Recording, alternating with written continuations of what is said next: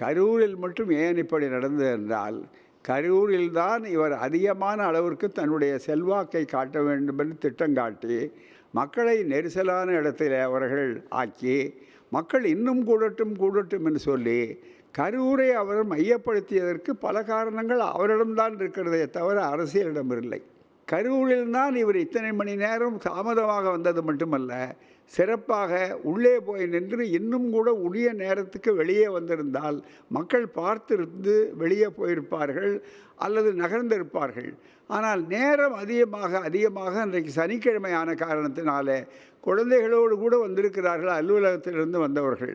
விஜயை சுற்றி இருக்கிறவங்கெல்லாம் சங் பரிவார அமைப்புகளோடு நீண்ட தொடர்பு உள்ளவர்கள், அந்த பாசறையில் வளர்ந்தவர்கள்.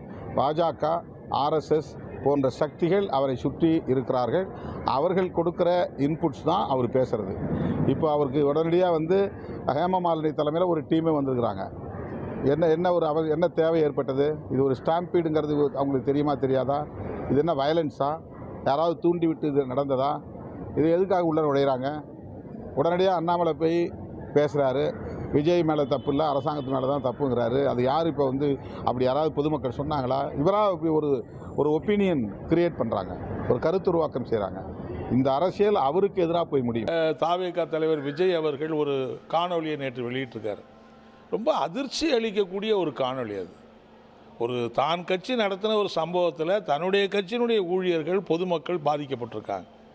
ஒரு குறைஞ்சபட்சம் அதுக்கு நாங்கள் இதுக்கு பொறுப்பு என்று ஏற்றுக்கொள்வதோ அல்லது இந்த சம்பவத்துக்கு எங்களுடைய ஆழ்ந்த வருத்தத்தை தெரிவிக்கிறோம், ஏதோ ஒரு விபத்து நடந்து போச்சு, தெரிஞ்சோ தெரியாமலோ அதுக்கு நாங்கள் பொறுப்பாக இருக்கிறோம், எங்களுடைய வருத்தத்தை தெரிவிச்சுக்கிறோங்கிறது குறைஞ்சபட்ச அந்த மனித நேயமோ குறைஞ்சபட்ச அந்த நேர்மையோ இல்லாமல் தான் அவருடைய காணொலி அமைஞ்சிருக்கு.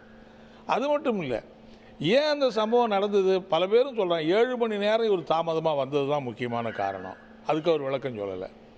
காலையில் 10 மணிலேருந்து சாயங்காலம் 7 மணி வரைக்கும் அங்கே மக்களை நிறுத்தி வச்சுருக்காங்க. குடிக்க தண்ணி கிடையாது, உணவுக்கு ஏற்பாடு கிடையாது, கழிப்பிட வசதி கிடையாது.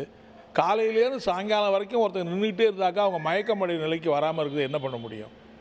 அப்போ ஏன் ஒரு நிகழ்ச்சி ஏற்பாடு பண்ணுற நீங்களாம் அதெல்லாம் ஏற்பாடு பண்ணணும், ஏன் ஏற்பாடு பண்ணாமல் விட்டீங்க அப்படிங்கிற கேள்விக்கு அவர் எந்த பதிலும் சொல்லலை.